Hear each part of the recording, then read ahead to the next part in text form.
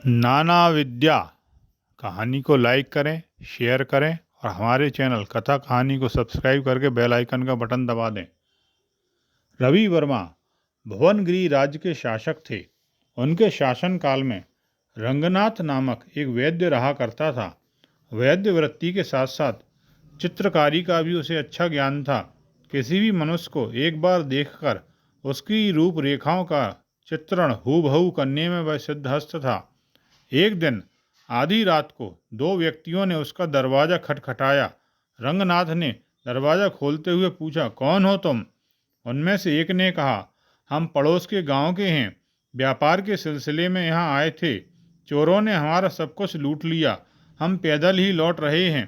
अंधेरे में ना देख पाने की वजह से इसने कुत्ते की पूंछ पर पांव रख दिया, जिससे उसने इसे पांव में काट लिया। हमें मालूम हुआ कि आप अच्छे वैद्य हैं, इसलिए आपके यहाँ चले आए। कृपया इसके घाव पर पट्टी बांध दीजिए। रंगनाथ ने देखा कि सचमुच ही दूसरे के घुटने के नीचे रक्त बह रहा है। उसने उस घाव पर कोई तेल मल दिया और पट्टी बांध दी। कृतज्ञता जताकर वे दोनों वहां से चले गए। यह सब करते हुए रंगनाथ उनके चेहरे भी देखता जा रहा था। उसने देखा कि उनके चेहरों पर भय छाया हुआ है और वे बहुत घबराए हुए हैं। उसे संदेह भी हुआ कि कहीं ये चोर तो नहीं हैं। इसलिए जैसे ही वे दोनों चले गए, उसने तुरंत उनके चित्र बना दिए। दूसरे दिन सैनिकों की घोषणा से उसे मालूम हुआ कि रात को राजा रवि वर्मा की हत्या का प्रयत्न हुआ था। आधी रात को दो व्यक्ति चाकू लिए उनके सैनागार में घुस गए थे, पर सैनिकों की चिल्लाहट को सुनकर डर के मारे वे भाग गए। सैनिकों ने उनका पीछा किया, पर वे चार दीवारी फांदकर अंधेरे में भाग गए। रंगनाथ का अनुमान सही निकला। वह उनके चित्र लेकर नगराधिपति के पास गया और जो भी रात को हुआ विस्तार पूर्वक उससे बताया। उन चित्रों के आधार पर उन अपराधियों को नगराधिपति ने पकड़ लिया। राजा ने उन दोनों को फांसी की सजा सुनाई। रंगनाथ का आदर सत्कार किया और उसे कीमती भेंटें भी दीं, क्योंकि उसी के चित्रों के आधार पर वे अपराधी पकड़ लिए गए थे।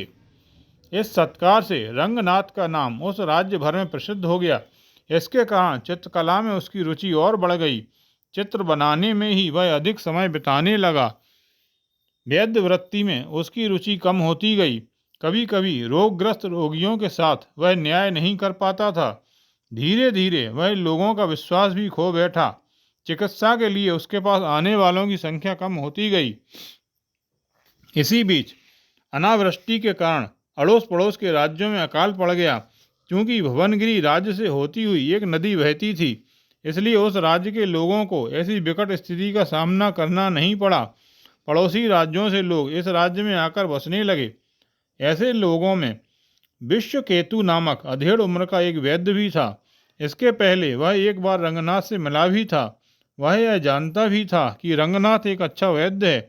लोगों से उसे मालूम हुआ कि अब चित्रकला का भूत उसके सिर पर सवार है और जब देखो वह इसी काम में लगा रहता है। इसलिए चिकित्सा के लिए लोगों का उसके पास आना बंद हो गया। विश्वकेतु ने नगर से बाहर एक बड़ा घर किराए पर ले लिया और वैद्य वृत्ति को निभाने लगा। रंगनाथ से तंग आए लोग अब चिकित्सा के लिए उसके पास आने लगे। क्रमशः रंगनाथ ने जो भी कमाया खर्च हो गया। दिन गुजारना उसके लिए समस्या बन गई। उसकी समझ में नहीं आ रहा था कि अब क्या किया जाए। इस विषय में सलाह लेने के लिए वह अपने मामा से मिलने निकल पड़ा, जो दूसरे गांव का निवासी था।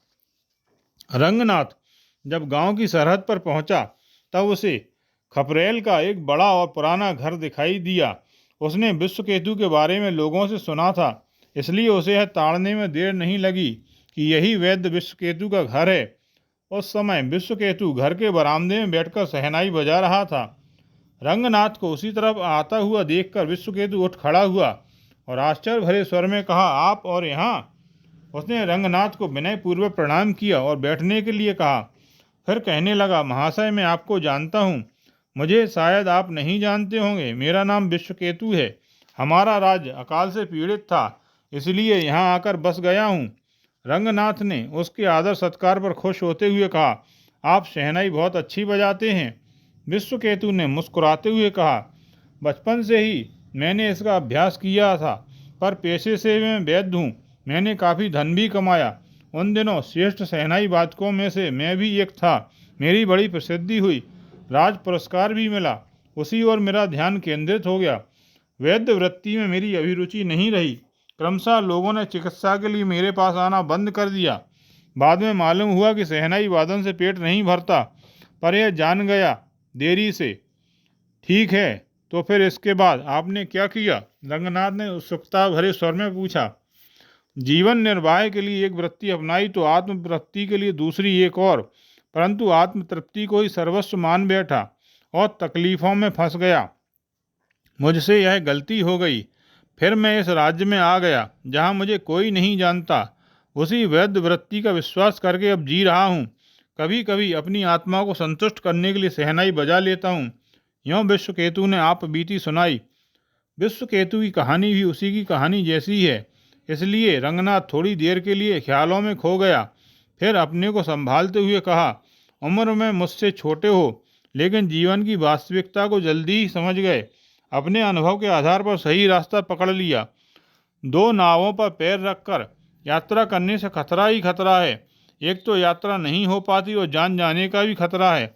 मैंने भी ऐसी ही गलती की, इसलिए मेरी ऐसी बुरी हालत हुई।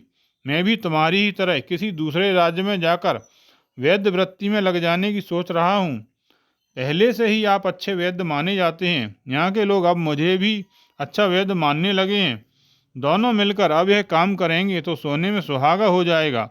अपने ही गांव को छोड़कर जाने की जरूरत भी नहीं पड़ेगी, विश्वकेतु ने कहा।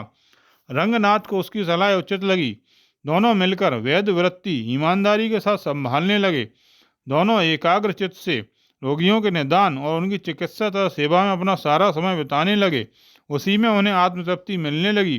कुछ ही दिनों में वे दोनों लोगों के आदर व विश्वास के पात्र बन गए।